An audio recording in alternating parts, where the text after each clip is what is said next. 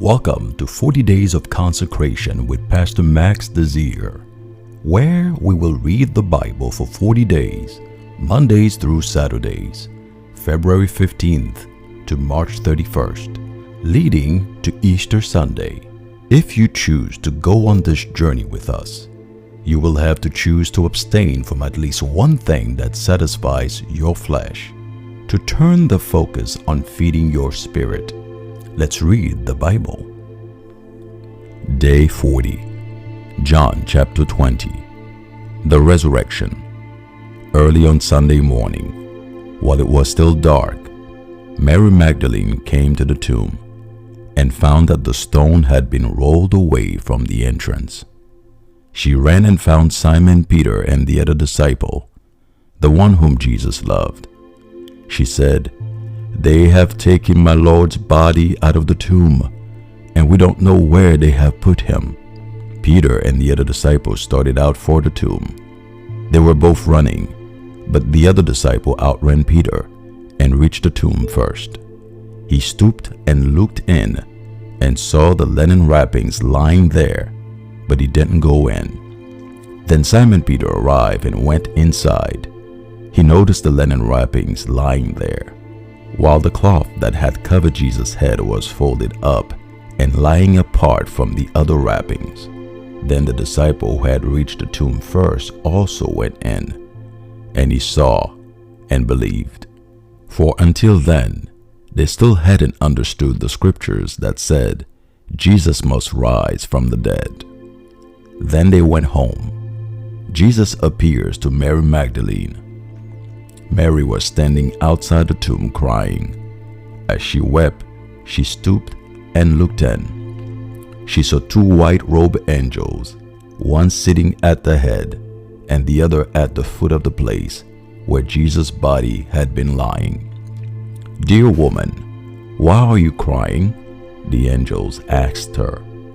"Because they have taken away my Lord," she replied. "I don't know where they have put him." She turned to leave and saw someone standing there. It was Jesus, but she didn't recognize him. "Dear woman, why are you crying?" Jesus asked her. "Who are you looking for?" She thought it was the gardener. "Sir," she said, "if you have taken him away, tell me where you have put him, and I will go and get him." "Mary," Jesus said. She turned to him and cried out, "Rabboni," which is Hebrew for teacher. "Don't cling to me," Jesus said, "for I haven't yet ascended to my Father. But go find my brothers and tell them, I am ascending to my Father and your Father, to my God and your God."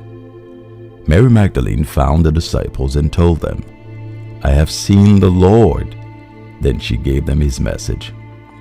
Jesus appears to his disciples. That Sunday evening, the disciples were meeting behind locked doors because they were afraid of the Jewish leaders. Suddenly, Jesus was standing there among them. "Peace be with you," he said. As he spoke, he showed them the wounds in his hands and his side. They were filled with joy when they saw the Lord. Again he said, "Peace be with you. As the Father has sent me, so I am sending you." Then he breathed on them and said, "Receive the Holy Spirit. If you forgive anyone's sins, they are forgiven. If you do not forgive them, they are not forgiven." Jesus appears to Thomas.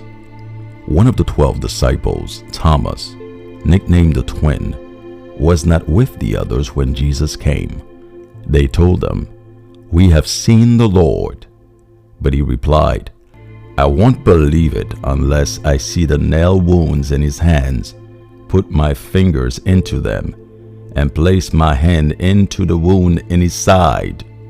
8 days later, the disciples were together again, and this time Thomas was with them. The doors were locked, but suddenly, as before, Jesus was standing among them. "Peace be with you," he said. Then he said to Thomas, "Put your finger here and look at my hands. put your hand into the wound in my side. Don't be faithless any longer. Believe." "My Lord and my God," Thomas exclaimed. Then Jesus told them, "You believe because you have seen me. Blessed are those who believe without seeing me." Purpose of this book. The disciples saw Jesus do many miraculous things in addition to the ones recorded in this book.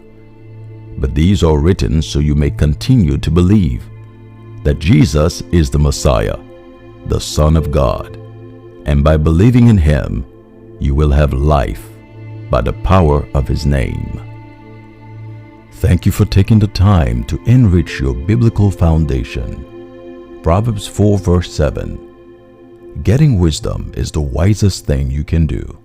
And whatever else you do, develop good judgment.